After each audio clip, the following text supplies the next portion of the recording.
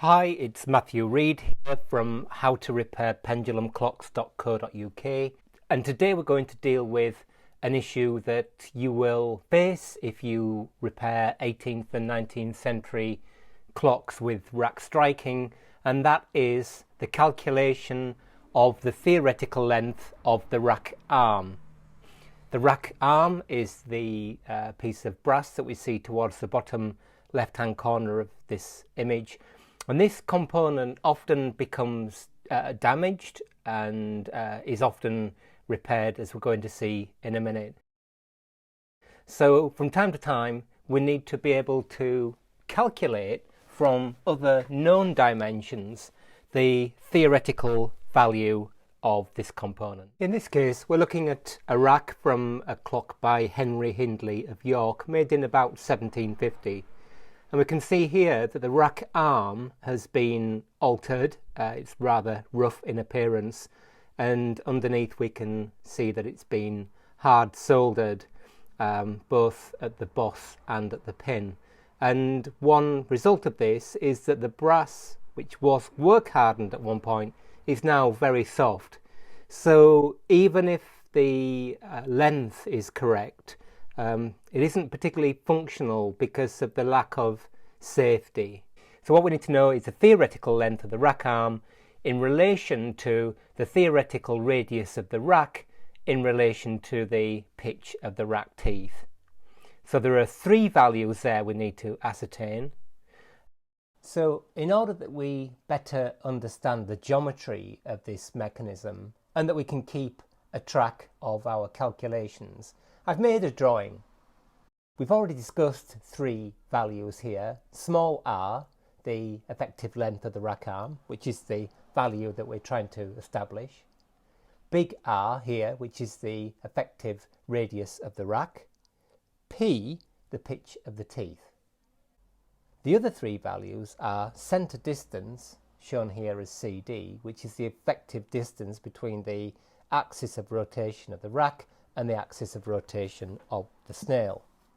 Normally, the rack pin travels on an arc that passes through the centre of the snail, a kind of rule of thumb. In this case, however, the value of the rack arm is less than centre distance, which throws in some interesting sort of theoretical challenges, but in reality is workable. The remaining two values are big S here, which is the overall value of the 11 steps of the snail. It's worth measuring this value and dividing by 11 to see how that compares with individual steps of the snail that we call here small s. Just taking a quick look at our snail and those individual steps, or small s, we see here that in fact steps 12, 11, 10, 9 and 8 have been filed. This is why we want to look at that overall value of the 11 steps, because measuring these individual steps may not be reliable. So here's our rack. First thing to do is to measure the pitch of the teeth, and we're going to take it that these are in fact uniform. I think they pretty much are, so they're effectively cut as a section or sector of a wheel. Now the rack teeth are on a curve, and we want to turn that curve into a straight line. So if we take a pencil, a bit of graphite on those teeth, when we roll the rack out on a piece of paper, the more teeth you can measure, in theory at least, the more accurate our average per tooth is going to be. So we can see here that we've got 15 tooth gaps, and we're going to put a little mark on where we believe one is, having sharpened our pencil, and where the 16th mark is, i.e. the end of the 15th gap, and we'll just measure that. I start at 10 here on the ruler because it's really difficult to get 0, the end of the ruler, and the line lined up, aligned. It's easier if you start at 10. And we can see that our value is actually pretty close to 25 millimeters. This isn't the number of teeth we're counting, but the number of gaps. So we've got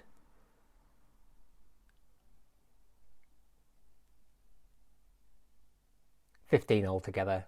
So 25 over 15 equals 1.6. Now I'll admit to a mistake here. The value is 1.6 recurring, but when I did my first calculation I forgot the recurring and just took the value of 1.6, which actually meant that my first model for the new rack arm was slightly too long, but we'll again cross that later. So back to our drawing, and you can see we've been able to dial in the first value, 1.6. So the second value we want is the effective radius of the rack from this point here, the pivot, up to the working diameter of the rack teeth. Now the pivot's slightly difficult to measure because it's a hole, so we could measure the diameter of the rack post and divide that by 2 when it's on there, but what I'm going to do is just, in this case even better, slip in a piece of pegwood, measure the radius of the rack, and deduct measure the radius of the rack and deduct half the diameter of the piece of wood, which gives us our overall radius. So we'll measure our piece of pegwood, which is 3 millimeters near as damn it, so we need to deduct 1.5 millimeters from our calculation. And here we are with that second value punched into our drawing, 42.05 millimeters. So on to the snail. As we said before, we can measure this height and divide by 11, but unfortunately, because the steps 12, 11, 10, 9 and 8 have been filed down, it's difficult to know. In fact, if you look here in the corner of the step, you can just see where we believe the original number 12 step was. So I think what I'll do is I'll measure steps 1 through 6, or the difference in height of those steps, and make an estimate from there. So now I'm going to measure the value I think the snail had when it was new.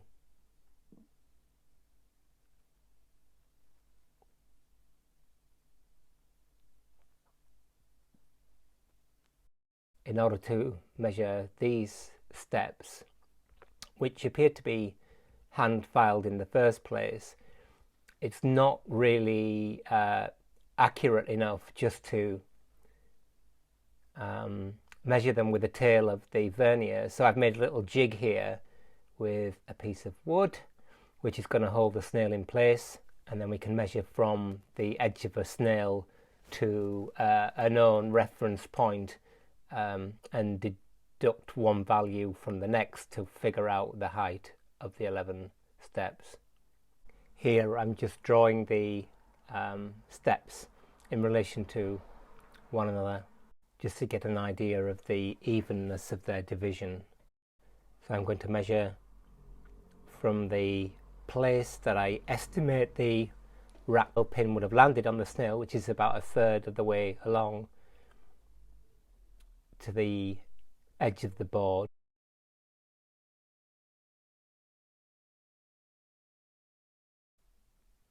So I put these 6 values into a table and took a mean average, which gives me 1.29 millimeters for individual heights of steps. I actually worked with an overall value of 1.3 millimeters, taking into account the 1.32 millimeters I had calculated from the overall step between stations 12 and 1 divided by 11. We know that the theoretical length of the rack arm is the radius of the rack, which we call big R, divided by the pitch of the teeth, should equal the radius of the rack arm, small r, divided by our value for the steps of the snail. So to turn this into a formula, if we multiply both sides by S, we get big R over P times S equals R. So let's punch some numbers in there. We've got 42.05 divided by 1.6 times 1.3, which gives us a value of 34.16. But remember, I made a mistake because this value here was incorrect. So what I should have done is 42.05 divided by 1.6 recurring times 1.3, which equals 32.79. So this was our actual value that we wanted. It didn't actually matter in the end because I made a temporary rack arm and realised my mistake. But anyway, the moral of the story, of course, is to measure twice and cut once. So to make sure we're moving in the right direction, I measure what I think is the effective length of the existing rack arm and indeed find that it's longer than our calculation. So what we're going to do is we're going to test this because this isn't really of any use to us. It's totally soft. We could drill a hole in there and put a pin in, which would be quite useful. But I think I'm going to start again.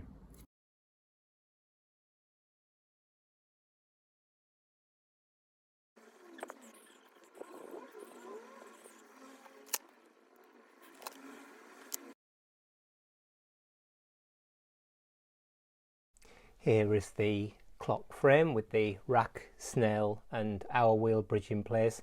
And the first thing I'm doing is checking the height of the rack arm boss in relation to the height of the snail. So now we're going to remove the old rack arm with its hard solder and flux. And thinking about the design of the new rack arm, I'm going to base it on this lifting piece from the same clock. So I think that'll look quite smart there. Of course, we don't know what the original rack arm was like, but I think this is gives us a reasonable guide in terms of design and gauge of material. So with the rack on a little piece of wire to steady it and a jeweler's saw or piercing saw, I'm just going to cut off the rack arm, leaving a little bit of material to file down close to the original boss. So I'm just going to now tidy that up with a file and then slowly take the remaining part of the rack arm down with a file.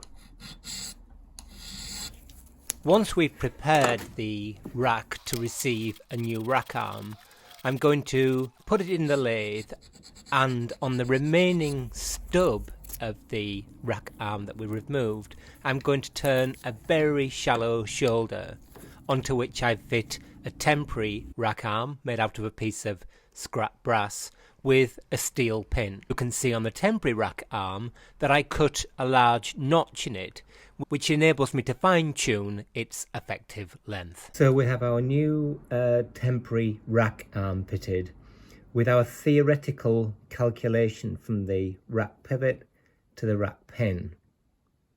Now I'm going to start the indexing with the rack hook on step 6, because step 6 is the closest to the center, the rack pin and the rack post being at 90 degrees. Now this is important because the further the rack pin moves away from that 90 degree relationship, then that changes the height of these steps in relation to the rack, which is evenly divided. I think the amount that the pin moves away from the The perpendicular is tiny, but nevertheless we're going to start in the middle at 6 and then move back.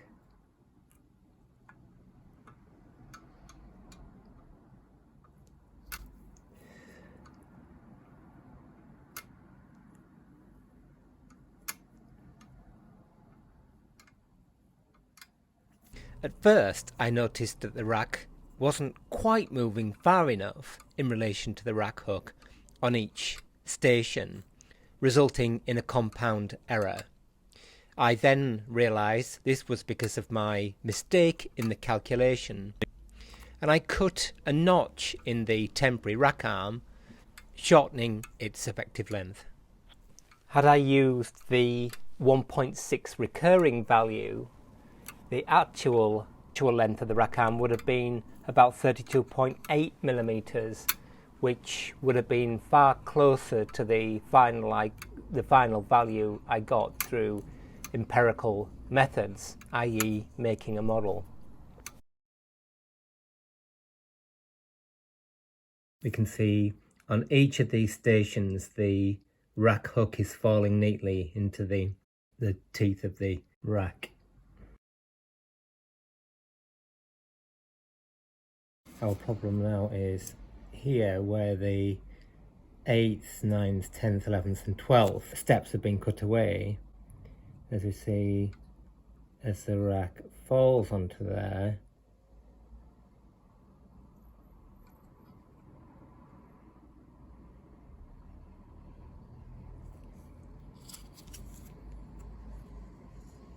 here, the rack goes from that tooth to that tooth. So it's falling almost 2 teeth, which obviously is no good. So for teeth 8, 9, 10, 11 and 12, what I've done is I've made up a piece of metal that fits in there. We're going to solder that on, and that's going to make up the additional material that we need. I'm using the smallest amount of soft solder possible at the lowest heat to preserve as much of previous or original material as possible, and to a degree keeping the job reversible. I then replaced that pin in the temporary rack with a scribing pin, and by engaging the rack hook was able to scribe new concentric circles on our new piece of material.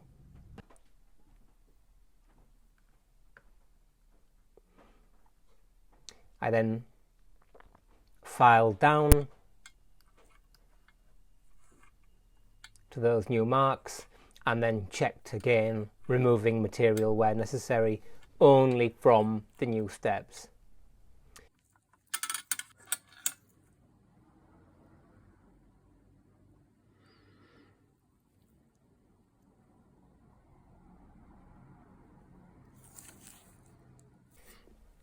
Once I'd done that, I made a new rack arm out of hammer hardened brass and soft soldered it in place, concentric with the rack pivot, tested again, and there we are, job done.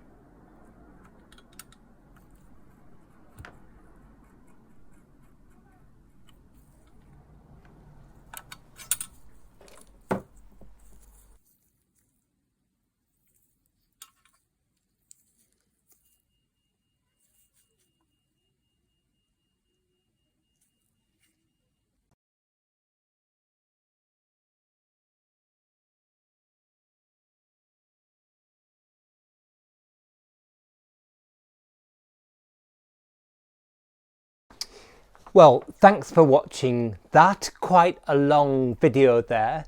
And I felt, in fact, there were some quite interesting issues raised that I think need a bit more discussion. So here is the epilogue. The first issue is really about the decision-making process, which when you're in practice, of course, is a kind of constant companion. Should I do this thing? Should I do that thing? And so on. And of course, there is no wrong or right way to repair a clock, or at least in my opinion anyway. And in fact, in this case of replacing the rack arm, I probably would have done it differently if I were to do it today. The rack arm that was there, yes, I even mentioned it myself, probably not very attractive in most people's opinion. However, it could have been made functional by hammer hardening it and changing the position of the rack pin. It would have probably been okay. However, I was drawn into the process thinking maybe that I was making it look smarter, and it was in fact the building up of the steps of the Snail that was a really critical part of the operation in relation to getting the clock to strike. Another thing that we dealt with there, or I touched on anyway, was this idea of original material or existing or earlier material, and I've probably used all three of those sort of phrases in that video. And my point is, of course, that it's very rare that we know things are original, and certainly the point I would like to make is that there's no way that I want to pretend that I was putting it back as it was. Change, in my view, intervention, even thinking about an object actually moves it forward. It doesn't somehow go back in the other direction. So I wasn't particularly happy with the outcome. Some parts of it worked better than others, and maybe that's always the case when it comes to these relatively interventive processes. Now, the video itself was, I think, a bit incoherent, and that's because I hadn't committed at the beginning of the process. I was repairing the clock. It was a commercial repair, but I kind of only half committed to making a video. So when I got to the end of the process, some of the bits I hadn't filmed at all, other bits I had to reverse engineer. So a bit of an apology for that. So I learned a big lesson there, and that is when I decide to make YouTube videos in future, then commit at the beginning or not. So at least you've got all the footage and it's reasonably coherent. The other thing that was obvious that I mentioned in the film is that I made a mistake with the math. I'm not a particularly math person, and what I would say, and in fact I would say to my students when I used to teach, was write all this stuff down in your daybook in a nice clear way. I sound like a school teacher, whatever one of those sounds like. And it's right. If you've got a record in your book, in your daybook, then at least you can go back, you can think about your decision-making process, and you can see where your working out went wrong. So again, I learned another important lesson there. And thirdly, what was actually a really big part of that process was making the paper model. Do it in paper or on CAD if you've got access to CAD before you start cutting metal. I kind of glossed over it in the film, but in fact that was a really useful part of the process.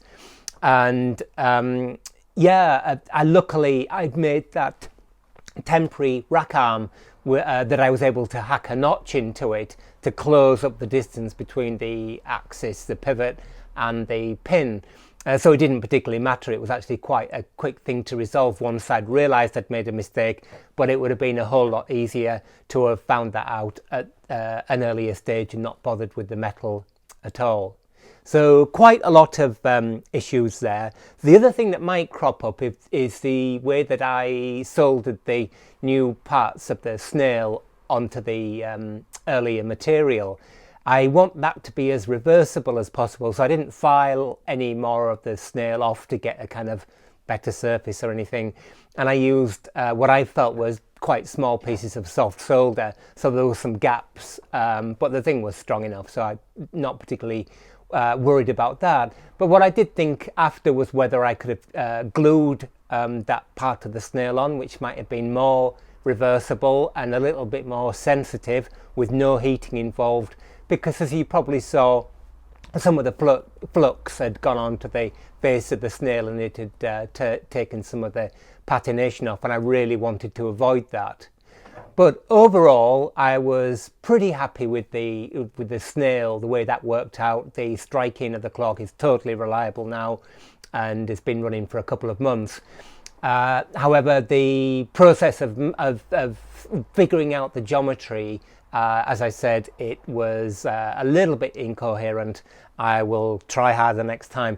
And really what I'm saying here is that if you've got a view on this, something constructive hopefully, then please let me know. I don't have access at the moment to much in the way of CAD drawing, but that would have certainly been useful in this case. If I'd have had reasonably quick access to CAD, that would have saved me a lot of problems in the making phase of the project.